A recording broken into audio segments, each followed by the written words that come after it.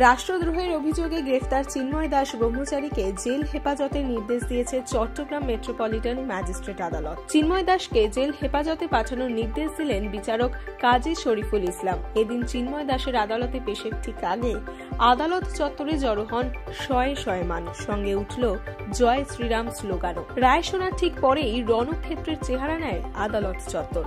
পুলিশের present van প্রায় 3 ঘন্টা আটকে রাখে বিক্ষোভকারীরা। আদালত চত্বর থেকে চিন্ময়কে নিয়ে বের হতে গেলে শুরু হয়ে যায় সংঘর্ষ। পুলিশ টিয়ার গ্যাসের সেল ফাটিয়েও লাঠিচার্জ করে পরিস্থিতি নিয়ন্ত্রণে আনার কিছুটা চেষ্টা করে। আর ঠিক তখনই বিক্ষুব্ধ জনতা ছত্রভঙ্গ হয়ে আদালত প্রাঙ্গণ থেকে বের হয়ে রঙ্গম কনভেনশন হলের সামনে জড়ো হয়। এরপরেই ইট পাটকেল ছুটতে থাকে জনতা, তাড়া করে যায় পুলিশ, সঙ্গে উল্টে পাল্টা তাড়া করে জনতাও।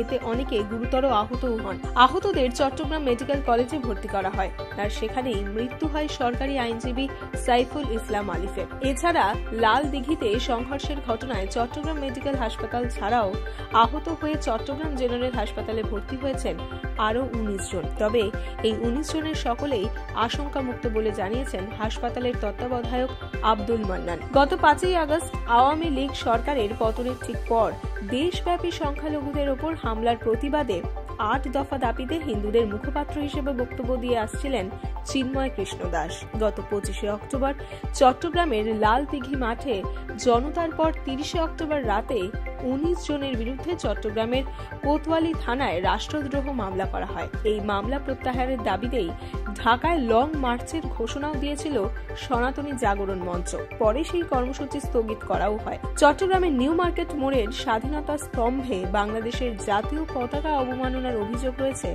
চিন্ময়ের বিরুদ্ধে।